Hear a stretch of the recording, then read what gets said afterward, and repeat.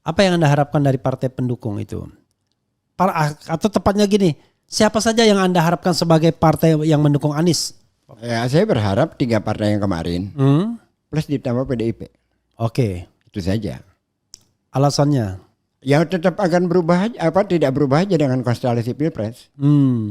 Gitu loh.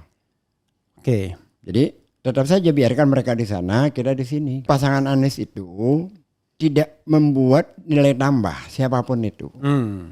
Jadi udahlah, bullshit lah orang-orang mengambil teori bahwa kalau Anies dipasangkan dengan PKS itu irisannya sama, tidak menambah, tapi kalau dipasangkan dengan ini maka akan Anies itu kalau dipasangkan dengan siapapun oke-oke aja gitu loh. Karena dia memang sudah bekerja selama ini dengan baik.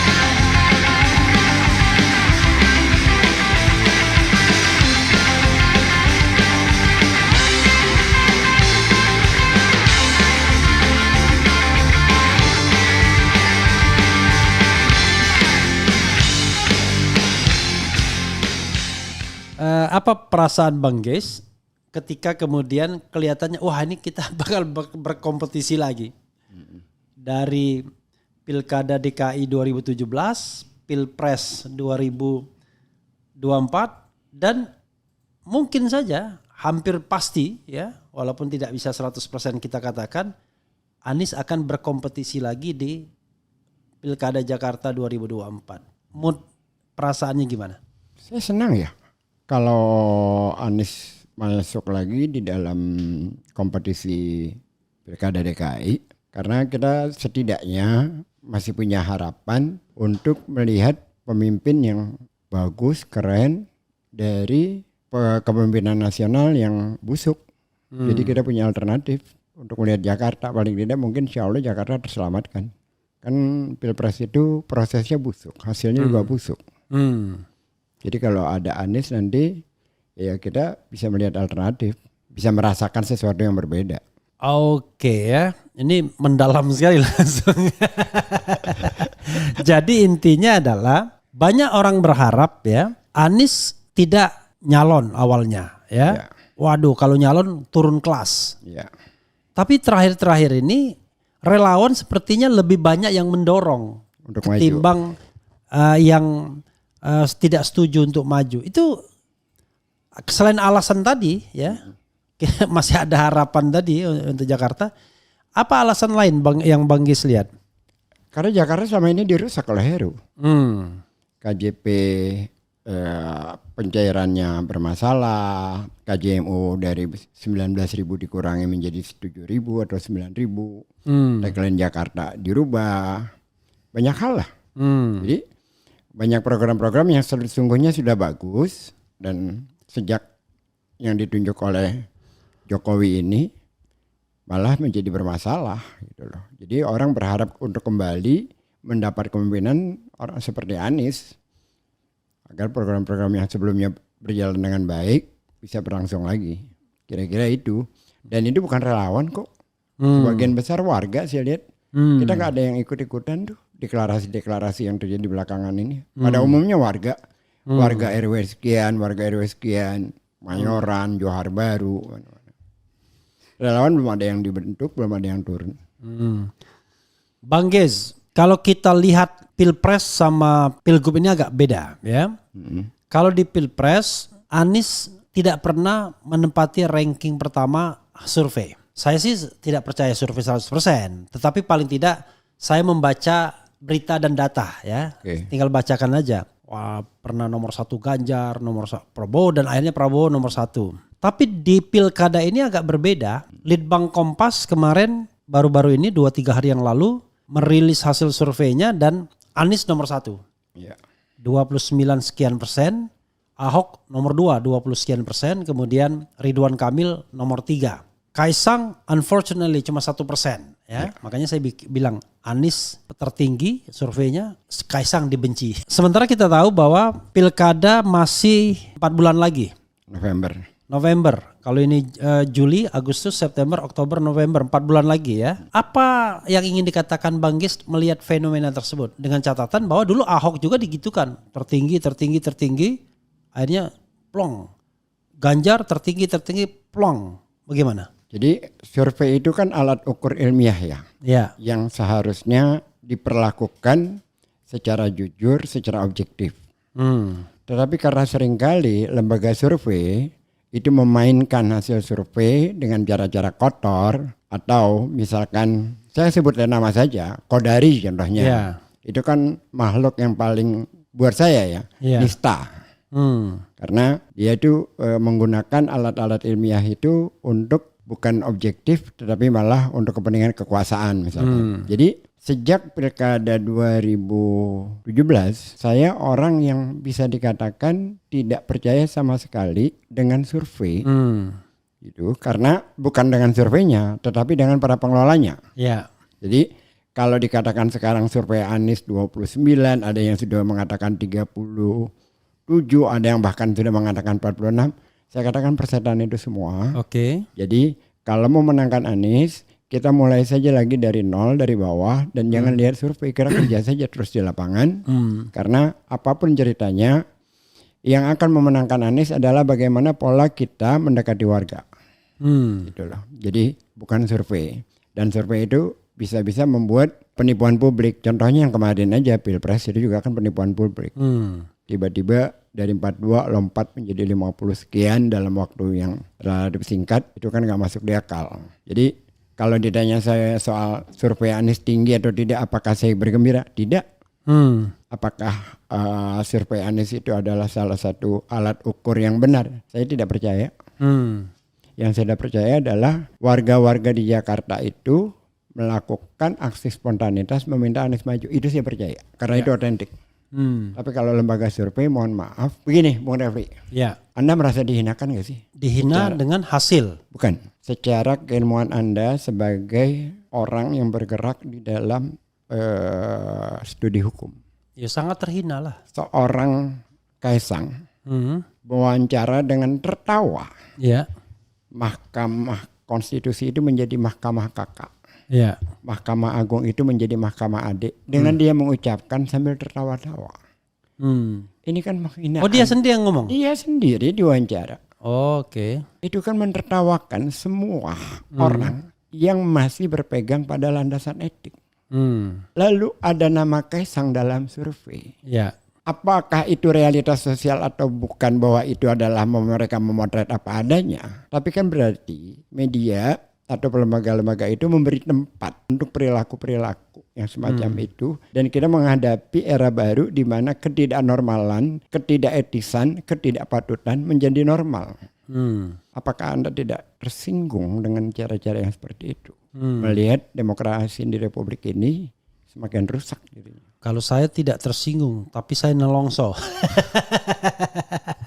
Kita ini kalau mau mencari pemimpin itu sebelum kita pilih, cari dulu yang terbaik untuk dicalonkan, ya kan? Ya. Kalau saya menganggap terbaik itu, pertama dari sisi usia harus cukup, ya kan? Betul. Kalau pakai usia kenabian 40 tahun, ya kan? Kalau dari sisi track record harus jelas, ya kan? Karyanya seperti apa? Ini ya anak kecil nggak jelas karyanya, nggak jelas track recordnya, kedewasannya belum kita lihat. Tiba-tiba harus menjadi pemimpin kita. Dan tiba-tiba menjadi wacana publik dan media ikut memberitakan ini lebih cocok. Bahkan bapaknya sendiri ditanya mana lebih. Nah, nanti kita lihat apakah di Jakarta atau di Jateng. Gitu. Itu bapaknya sendiri pada saat diwawancara gitu loh. Rasa malu itu sudah menjadi nomor 18 atau nomor 10 sekarang ini. Tapi pemimpin ketua-ketua umum partai politik begitu semua yang nah, saya lihat. Itu yang saya maksudkan gitu loh. Yeah. Melihat fenomena ini, kita jadi merasa bahwa apakah kita yang tidak normal atau memang mereka menormalkan segala sesuatu yang tidak sepatutnya normal gitu. Kok jadi merasa teralienasi dari pikiran-pikiran, buku-buku yang kita baca dari zaman semester pertama sampai sekarang. Jadi seperti itu gitu loh. Ini kan dalam tanda kutip udah gendeng sekali nih. Tapi Bang Ges, kita kembali ke Anies tadi ya. Siap. Oke, jadi ada beberapa hal yang harus saya tanyakan juga. Jadi kalau soal survei, saya mengatakan bahwa bukan secara keilmuannya itu adalah alat ukur. Saya percaya itu. Tapi secara pengelolanya, karena seringkali menghadapi mereka-mereka yang melakukan survei itu menjadikan sebuah kepentingan, maka saya skeptis. Oke, kita lihat dulu Anies maju dengan dua hal ya. Partai pendukung dan dengan pasangan ya. Kita bicara dulu partai pendukung. Ya. Apa yang Anda harapkan dengan partai pendukung kalau melihat realitas bahwa tidak bisa maju dengan satu partai saja. Tidak ada satu pun partai yang bisa maju dengan a single party. Apa yang Anda harapkan dari partai pendukung itu? Atau tepatnya gini, siapa saja yang Anda harapkan sebagai partai yang mendukung Anies? Ya, saya berharap 3 partai yang kemarin plus ditambah PDIP. Oke. Itu saja. Alasannya? Ya tetap akan berubah tidak berubah aja dengan konstelasi Pilpres. Gitu loh. Oke. Jadi tetap saja biarkan mereka di sana, kita di sini gitu. Oke. Seandainya karena pragmatisme politik kan, ada partai yang sono ingin gabung, ada yang mengatakan misalnya bisa jadi Golkar belok. Toh jagoannya Ridwan Kamil nggak akan ditarik ke Jakarta. Sebagai sebuah dukungan kan nggak ada masalah kan. Kalau yang dukung Gerindra?